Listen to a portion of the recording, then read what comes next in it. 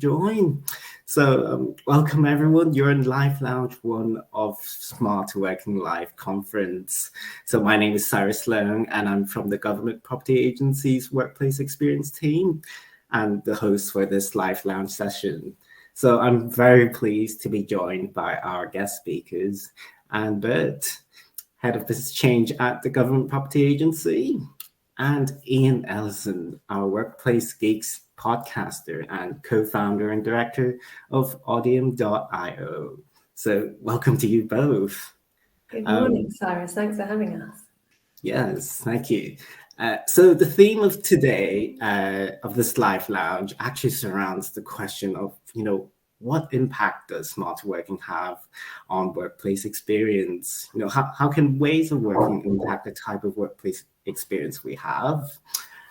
So before I actually start my opening question with Anne, I just want to invite all of you to watching to get involved. So for the first 25 minutes or so, we're going to be having a little, casual discussion, nothing too conferencing, I suppose. But then after 25 minutes or so, it's over to you, actually. So what do you actually want to know? Is there any challenges you're facing in your workplace experience? Maybe there's something that our panelists can advise you on. So feel free to put those questions in the chat under the session tab in the chat box.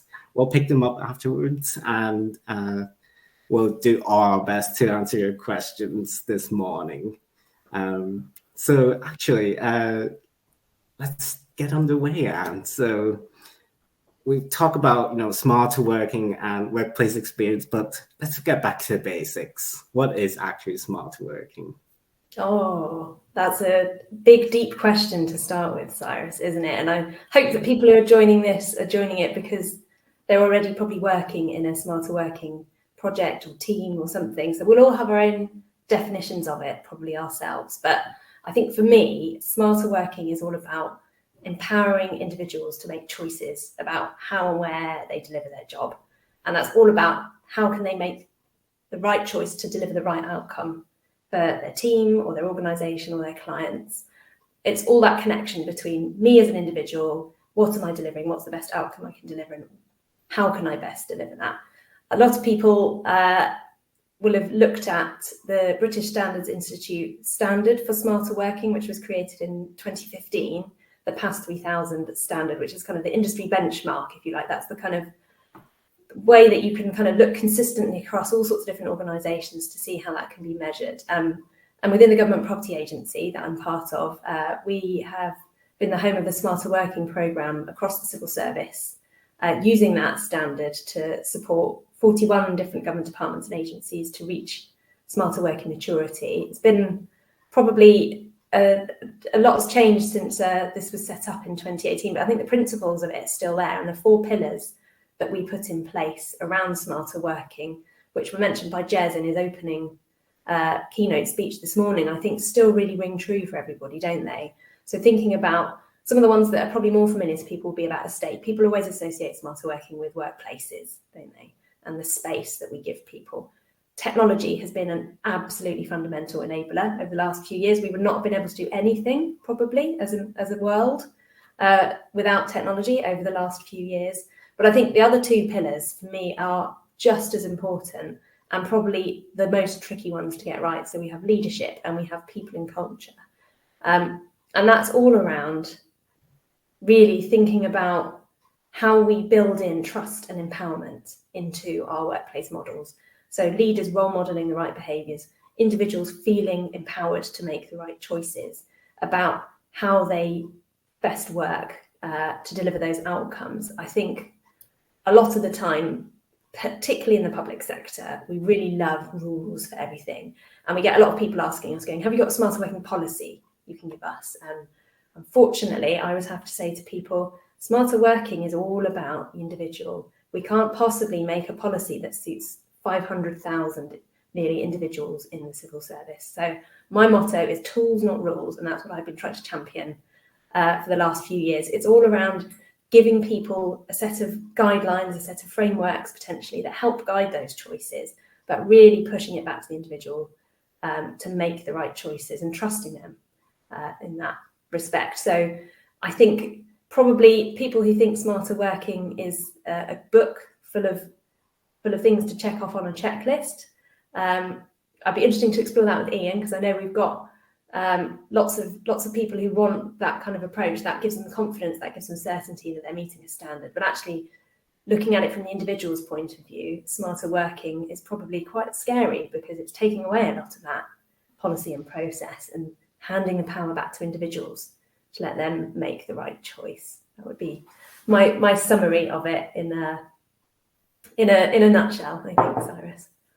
I love tools, not rules. Tools, not rules is a lovely way of putting it. There's an awful lot of big, powerful stuff in that, though. The notion of trust, the notion of choice, the importance of leadership and people and culture. You're absolutely right. And sorry, Cyrus, I'm already interrupting. How rude of me. It makes me think about something that somebody in the workspace industry once said to me, which is most people want security, but we are talking about autonomy here. And this is the challenge, I think, that's at the heart of it, because it's easy to be given rules. It's easy for a manager to work with rules, and it's easy for employees to adhere to rules, even if they want to grumble about them. But smarter working sounds like it's about more than that. It's about actually moving in an autonomous direction to do better work, but it takes more effort. Absolutely. Thank you, Ian. Thank you, Anne. So continuing on, the definitions, defining, smarter working, there's also workplace experience. What exactly is workplace experience, Ian? Okay, so I'm going to sort of glance across to the left every so often here, because I've got a couple of notes. We could do this by definition. And, I'm an ex-academic, so if you want to talk definitions, we can do that till the cows come home. We can say, what is workplace? What is an experience? When you put the two words together, what do you get? And, an experience, it's a subjective phenomena. It affects somebody. It can affect them either positively or negatively. And we could be talking about the individual, or we could be talking about a collective. But that actually feels like a really sterile way to do it. So perhaps a more interesting way of doing it is saying, we can get at workplace experiences by asking really simple questions, right? How was your work today? What's holding you back or frustrating you at work? What would turbocharge your ability to work more effectively? How does it feel to work here, right? Really simple questions. And any response to those questions, if it's considered, if you say it's crap, well, okay, fair enough. But if you go, I'm really struggling today because I was trying to do X and I couldn't do X because of Y, any responses to those questions will start. I'm in a village and there's a tractor going down the street now. So if you've got any noise, tell me, Anne and Cyrus. If you need me to close my window, I will do. But any responses to those questions start just peeling back the layers of what it feels like to work there. And if we did this in a room and we came up with loads and loads of post-its about all answers to those questions, some of them would be positive, some of them would be negative, some of them would be suggestions for change. They wouldn't necessarily be judgmental in a sentiment way. But all of those post-its would map, I reckon, pretty much onto your smart working pillars, Anne, because there would be issues about people and culture. There would be issues about technology. There would be issues about physical workplace, which I would call workspace, but we'll not split hairs because you've got your model and I've got mine. And they'd all be in service of what we're trying to get done as a business. And within people and culture, it's interesting that you break out leadership, but within people and culture, one of the most fundamentals to making or breaking people's experiences of work is their relationship with their management and the overall feel of the management culture, the leadership culture of an organization. So if we do that, you can, I hope this is working, you can start to see the linkage between what workplace experience is, how you can start to get at it in a much more powerful way, and how it links in this particular context to the smart working stuff that we're talking about today. And we could add one last thing, and then I shall be quiet for a moment. It also demonstrates, I think, that when we talk about workplace experience, we might be talking about physical space stuff, but we might be talking about technology stuff. We might be talking about human people factors stuff. it could be any of those things. So when we talk about workplace experience, if we want to do it holistically, we have to appreciate all of those things together. And I think that talks directly to your smart working ideals. Yes, thank you, Ian. I think that's well summarized. So thank you both on going through definitions. I know it's your field of explain in the academic field in explaining definitions. So before we start on our deep conversation, just a reminder that if you have any questions, feel free to put them in the chat section. We'll pick them up later on. So now that we're aware of the concepts of smarter working and workplace experience, so Anne, what do we know about how they benefit each other? What's your views on that? Well, I think Ian and I probably it seems like we've got quite similar views about how all these things interrelate. And I think for me, it comes right back to individuals and designing systems around individuals is the challenge here, because our workplace, wherever that might be, really is critical in helping us deliver effectively. It can have such a big impact on how productive we are or not, and how productive we feel as well, actually. Like, what's our mindset as we're going into a working day? And everybody's workplace experience is different, and we all have our own personal preferences as well in that. So some people absolutely love the buzz of a busy office. They really enjoy that stimulation and activity. Some people, that's their idea of their worst nightmare, and they need a quieter, more calming space. And I think understanding the balance between all those different activities and understanding personal preferences and what helps people to feel productive and be productive is where smarter working really can benefit, because I think trying to look at the elements that give a great working environment and how individuals have that role, how they can, as Ian said, provide that feedback, how they can talk about what they prefer and what will help them deliver. That's probably the first time that we're really linking those two together so concretely. So I think in the GPA, we've produced our workplace design guide that sets some standards for workplaces, that looks at a whole range of things, probably far wider than just the physical environment, but a whole load of other things around that are much more in tune with, you know, how people feel about the workplace and the kinds of activities they need to do, the kind of headspace they need to be in to do those activities. Who do they need to interact with? Is it a ideas generation type of session? Is it some focused work because you've got a load of really complicated spreadsheets to look at? Is it a presentation to a group of people? Is it something? All of those things require different inputs and would deliver different outcomes. So looking at providing all of that choice to people, having that accessible, helping people feel comfortable making that choice and it not feeling really artificial and awkward for people. So I think that's the bit that we're at now. We've probably had a long spell of time of working in a certain way. Then we've had a few years of trying to do everything through a computer. We're only now really getting to that point where people have a really true range of choices in work settings. So I think smarter working is a great way to help people look at all of those tiny ingredients that help a great workplace experience. So around, what am I as an individual doing today? What's the rest of my team doing today? Who are all these people who I happen to sit near in a workplace doing today? What are all our different experiences and how do they impact positively or negatively in each other? I think thinking about that investment from an organizational perspective can seem really scary, but actually starting with those basic steps of encouraging people to think about what they need for themselves and being able to articulate that is really, really, I think, powerful and really helps with that trust that I talked about right at the beginning. Because you can't give people trust. People have to choose to be trusting of their environment. So kind of smarter working can really help to open up some of those conversations for leaders around what will help people make those choices intelligently. Thank you, Anne. I guess, yeah, that covers the 4 pillars as well. You know, the leadership, you know, the people and culture. It covers a lot, and so it's not as simple as it is. So, moving on, Ian. So, you know, is there any insights that you can share on smart ways of working and how they can improve workplace experiences? Have you come across any common challenges on that before? Oh, there's all sorts we could talk about here, and I need to be careful that I keep this focused. Can I ask a question for clarification to Anne before I answer? Is that all right? So I just doodled down here, Anne. I've written sort of smart, hybrid, and flexible in a triangle. Are they, for as far as you're concerned, are they synonymous terms? Are they different things?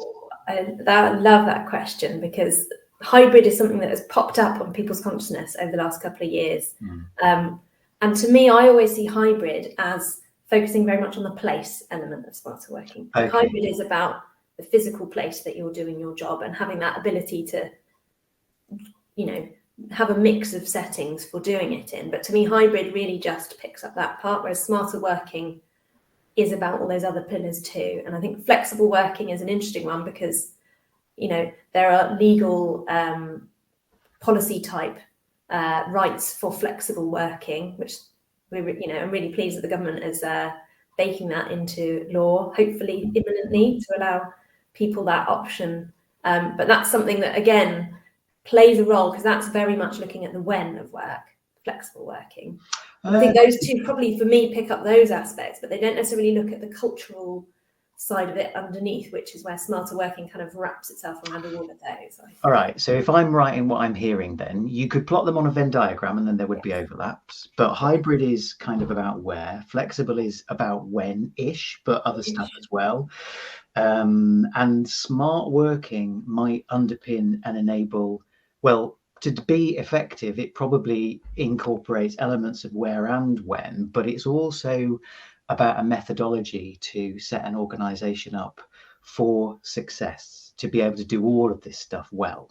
So you're right, we've got very focused on hybrid in recent years. It's become the phrase, despite the fact that, well, the first occurrence we found of it on Workplace Geeks was in 2005 by Susan Halford down at Bristol. So, well, she was at Portsmouth or Plymouth at the time, but nonetheless. Yeah, so language matters, but these are interrelated things, right? So to answer your question, Cyrus, you know, what sort of, are there any trends? Are there any things that we can talk about? I think I'll declare this. I think I'm kind of going in more in a bit of a hybrid direction, because that's what the dominant narrative is right now. I think when organizations are doing hybrid right, they are, whether they're embracing the code of practice and smart working per se, or whether they are embracing, finding, discovering, using principles, whether they realize it's smart working principles or not, to get this stuff right, they are doing it. So I guess if that's my sort of my starting point, you know, there are plenty of case studies. We love a good case study because we essentially like to be a bit nosy and see what other people are up to and work out whether we should copy it, improve it, ignore it. So we do love a good case study. There's loads of those out there. There's plenty of media headlines, and it's worth remembering that the boldest media headlines that get the most attention aren't necessarily the most useful, because they're often the most polarized. How much does that relate to our organizations and our own individual context? And off the back of case studies and media headlines, there's plenty of LinkedIn chunter. And as much as LinkedIn chunter is a way of life, I think it can be dangerous and divisive. So having said all of that stuff, look, you know, there are some really big data sets out there about how the world of work has changed post-pandemic. The one that I'm going to talk to today, I'm not going to share any slides, but I'm just going to call them up in front of me so I can talk to them.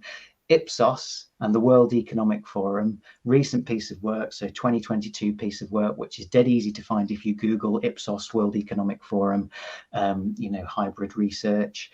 You know, there's loads of benefits from working in a more hybrid, flexible, smarter way. We know this stuff now, right? We don't need to see any more stats about it, but commuting, saving time, saving money, work-life balance, flexible working hours, finding new ways to do things, so being more innovative about work and about the different roles that we do at work, you know, actually hearing more from leaders. I thought that was really interesting, that the very nature of being forced to communicate actually has improved the communication, better decision making, more speedy decision making, better collaboration. That's interesting, because there's a real narrative that we should be getting back into the office to collaborate. And that's almost a myth, which I believe needs busting, because it speaks to me of a very traditional mindset, which says, I learnt back when I was learning how to work, that we needed to be in an office to be collaborative. I genuinely don't think we do anymore. I think it depends on the person, it depends upon the team, it depends upon the task. With plenty of really powerful online collaboration tools, which actually allow introverts as much time at the table as the extroverts that normally dominate the table when we are around a physical table. So there's stuff like that going on.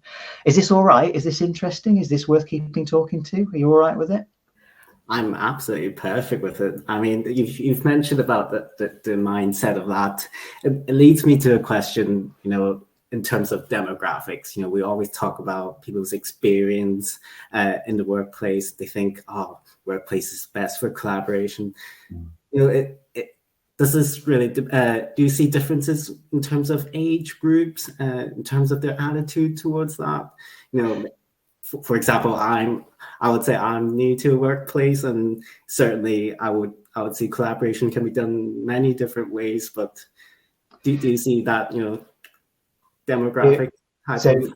We're in danger, Cyrus, of a bit of a soapbox moment here. We need to be really careful, because whenever we get into models which split up populations, it allows us to talk generally, but it means we always then can't talk specifically. So there are and lots of this stuff we know now. We know that if your role and you progressing in a business, or you're progressing in your profession in a sort of almost apprenticeship sort of mindset, we know that rubbing shoulders with people is useful. And we know that lots of younger generations, as they're up and coming in their career, want the benefit of that experience.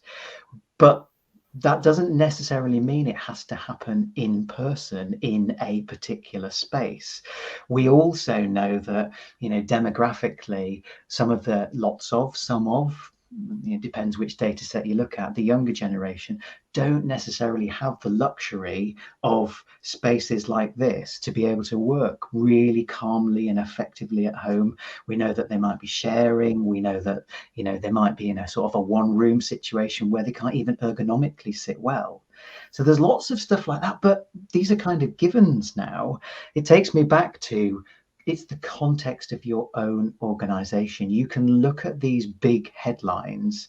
You can look at these massive data sets that say 43% of Generation Z need X, or whatever it is, right? But what's going in your organization? How does your organization learn? What is knowledge transfer like? How does it work? And just to really make the case for that, there's an organization who are responsible for sorry, I just need to remember this. They're responsible for WordPress. I was going to say workplace there, and it's not that. They're responsible for WordPress. What is WordPress? Well, you might think that's a blog site, isn't it? And we don't do blogs anymore. Actually, WordPress runs a third of the websites around the world. And the company that runs WordPress is called Automatic. Automatic is, and has always been, a remote first organization. There are hundreds of employees in that organization in dozens of countries, and they do not have any physical premises to be as successful as they are at what they do. And it's not just coding in dark rooms, right? Yes, there's a degree of that, but it's not just coding in dark rooms. And how do they make this work? They say that for 48 weeks of the year, you can work wherever the hell you want to, right? However the hell you want to, as long as you get work done. You can sit on a beach with a pina colada, but for 4 weeks of that year, you will be with us wherever we choose to be in the globe. So it might be a team collaborating intensely for a week in San Francisco, or it might be the entire business in Whistler on a snow holiday to bring the company closer together. So this is why I'm a bit cautious about these myths of collaboration and because actually there are always exceptions to rules. And what are you trying to achieve as an organization? That's what's really important. Can I come in on that one? Because I think that really chimes with a lot of the experiences that we hear about from organizations in the public sector. It's the thing with smarter working, really, it's asking organizations to take a really deep look at themselves and think, how do they operate? So on the surface, people might think it's about lovely furniture or a lovely working environment or investing in some technology. Actually, that's where those people and leadership pillars really come into their own, because it asks some really deep questions about where does the power lie in the organisation? What do you need to get from an idea to delivering something to its end outcome, and what stages does it go through, and who needs to be involved along the way? So that's the bit that can often, be quite frightening for organisations. It asks them to really look at those things, and it looks at, from an individual's point of view, do they feel empowered? Do they feel they have responsibility to make the right choices? Do they feel they've got the right support? And that's where, business change really steps in, because we try and help people look at, what are those foundations you need in place? What's going to be changing as this huge multitude of choice comes your way? What's the right path to follow? We can't tell you the answer to that, but we can give you some good tools to help you ask the right questions. And that's when people's faces fall, usually, because they go, oh, you're not going to give me the answer. I'm going to go, no, tools, not rules. We're going to give you some great tools, but we can't answer that for you, because it's absolutely that point really chimed with me in about organisations need to look into themselves and go, what is it we're trying to deliver? How can asking these big, deep questions about how we set ourselves up help us with that? But there's still a lot of nervousness, I recognise that, around what's everyone else doing? Are we doing something that's out of step with everybody else? That talks to something I was just pondering. So where does the power lie is an incredibly powerful question. So tools, not rules. You're winning on catchphrases. Where does the power lie? Right now, if we think about culture, if we think about people, and we think about leadership, there's an American author and a marketeer called Seth Godin, who is incredibly, in a really pithy, clever way, he cuts to what is really going on with people. And when it comes to culture, and by the way, his definition of culture is people like us do things like this. So that's catchphrase. People like us do things like this, right? Now then, he says there are two pervasive forces in any culture. In any group of people, what do I need to do to fit in? And what do the people with more power than me, what are they doing? Right? So horizontally, what do I need to do to fit in? Because most people, we are wired to stay in the pack as social creatures. Put your head above the parapet, problems, right? And also the people in more senior roles than me, they hold the keys to my success. What are they doing? So if you think about those two forces at work, and we are trying to get organizations to work in smarter ways, if the leadership function is not role modeling, if they are not prepared to walk the talk, the cultural message is, we don't do this. And so the person below says, well, why should I? Right? Because if you're successful and I'm less successful than you, why would I do something that you're not doing? Right, which is why one of your leadership pillar is so critical. And then the other force, what are the people around me doing? This is where trust, this is where understanding and all of those collective behaviors become really important. It's interesting, Anne, that you say this is all about the individual. The way when we think about helping organizations become better at hybrid, flexible, smart working, we often talk about almost like this three-way seesaw between business needs, team needs, and individual needs. Because if any of those tip and unbalance, then we've got problems. This thing will not be stable. It will not work.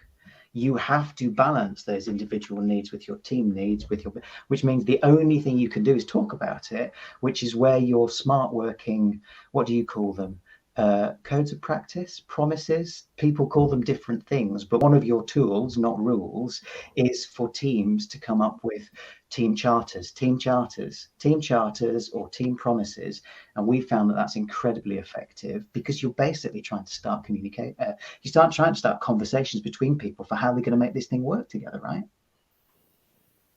Absolutely, yes. I love the idea of team charters. I'll get on that later on the Q&A section when I have a question of my own. But yeah, just rolling to 11:30. So thank you, Anne and Ian, for sharing your insights and knowledge on ways of working. So I'm pleased to say it's time to go over the questions from our audience, see how we can help them. So thanks for all your questions.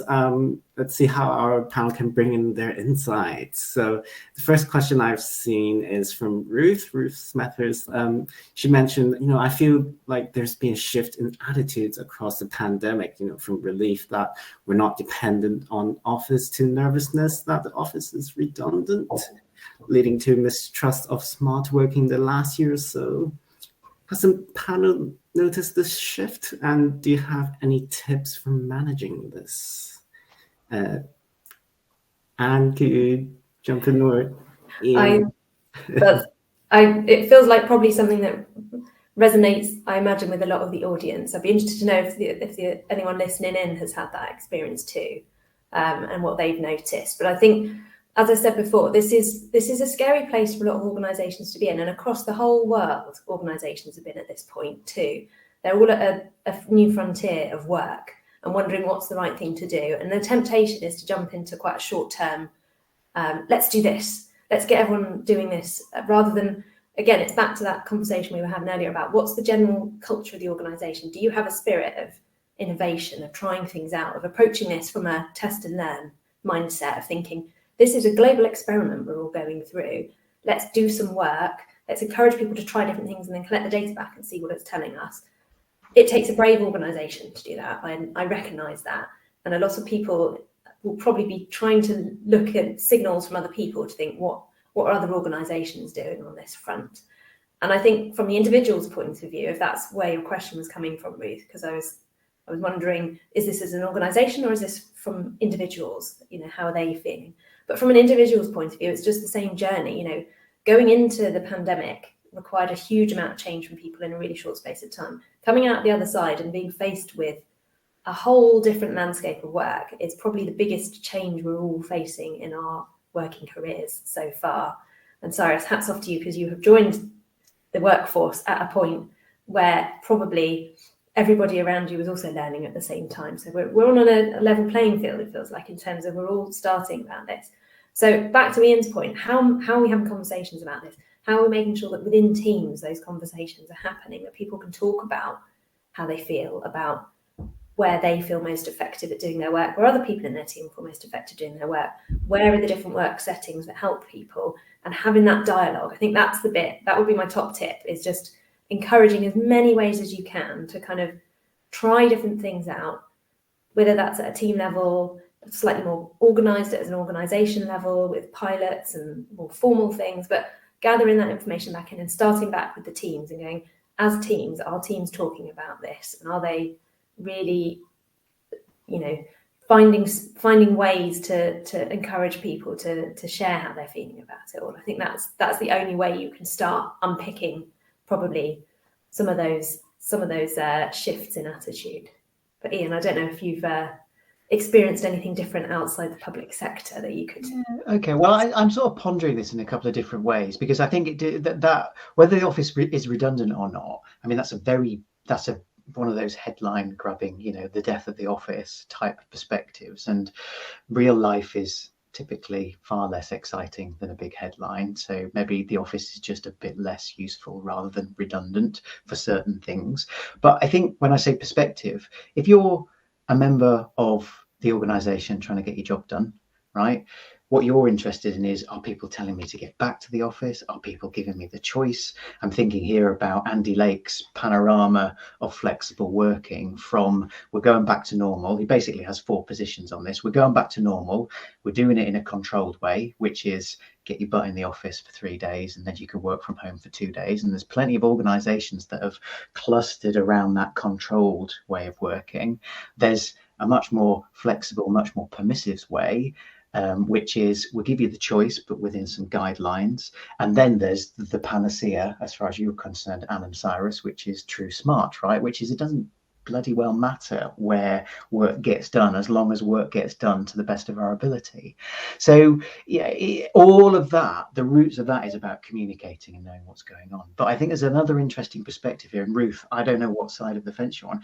If you're part of the team responsible for property, responsible for physical space, this is a really scary time, because, you know, think about the facilities management organizations that are being faced with clients who are saying, what are you going to do about the fact that we're paying you for all of the management of all of this stuff, right? And all of the things that comes with that. And yet our occupancy levels, as Lewis said a bit further down the thread, we're currently seeing 30% occupancy across this state, right? So we clearly, the road to this is we're going to need less estate. Either something magically transforms and people come back. Okay, why? How? What's the mechanism that's going to change? Or we reduce what we've got, which then places pressure on the people responsible for the space. How do they change their service so that they add value beyond the typical corporate space that they offer it to? And organizations have thought about this. ISS was thinking about this, you know, a decade ago, long before the pandemic. How do they offer their services into people's homes beyond the physical workplace? How do they augment their facilities services? Or how do we, you know, or basically, how do we do things more efficiently? And so, Ruth, I'm sort of chuntering on a little bit, but I think from what I can read into your paragraph there, I think there are sort of different ways to explore this topic. Depends where you're at and what you're responsible for. Thank you, Ian. Thank you, Anne. So moving on to the second question, I quite like this question from Sarah Reeve. I think it resonates a lot to individuals or even organizations involved in operational roles. So her question is actually, when you have two-tier organizations, police officers and staff, or any other types of roles that you have, how can we pitch smart working to our frontline as they associate with working from home, when really they can focus on the technology to help their job more effectively? But how can we promote it to our frontline? It covers the technology, as she mentioned, but how would you pitch it if you're in that situation?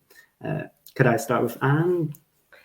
Yes, Cyrus, and I recognise this is a common issue for a lot of organisations. And where I previously worked, this was definitely the case in a busy, operational focused organisation. And I think it's, you know, there's definitely, you know, for knowledge workers, the world has changed a lot more over the last few years than for people who have to be in a place delivering a service directly to a customer. But I think, again, it's back to that whole organisation ethos and like, what are you employing people to do? What skills and attributes do they need to do that? And probably, you know, some of it will have to be some honesty about saying, you know, we've employed you because you have a really great skill set that delivers something that's needed to somebody in a particular place. But that doesn't mean that smarter working doesn't apply, because there are always going to be, nobody's going to be 100% of their time devoted to delivering that service to an end customer. No business ever designs, I hope, their organisation models on that basis. So you've got to look at all the other things that go into making up a job. So whether that's learning and development, you know, one-to-ones with your manager, opportunities for collaboration and contributing your ideas, looking at how processes are done and are there improvements to be made in those sorts of things. You know, all of those things, smarter working, and as Sarah's mentioned in there, the technology can really help with a lot of that. And again, it's probably back to shifting expectations generally. You know, 10 years ago, most people didn't do their shopping, their food shop by the internet. Over the pandemic, that really shifted. And things like that, we've kind of got more used to things being available more to us 24/7 and things being delivered in that way. That's a really big question for a lot of public sector organisations to be grappling with, because we've had traditionally, you know, people working 9 to 5, Monday to Friday.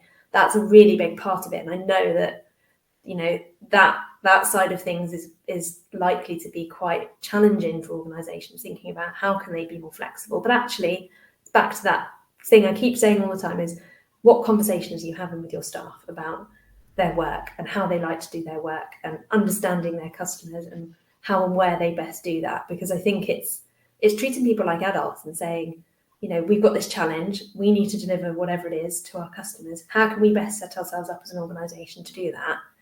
If you're not asking those questions of your staff, then you're probably missing out on a whole wealth of ideas and innovation about how you could change things. So for me, it's right back to that, starting that conversation with the staff, which I know is not an easy one, because people will feel like they're being hard done by if they get told they have to be somewhere to do their job. But until we all get completely made redundant by ChatGPT in the future. You know, there will be things that need to be done in a physical place, in a physical setting.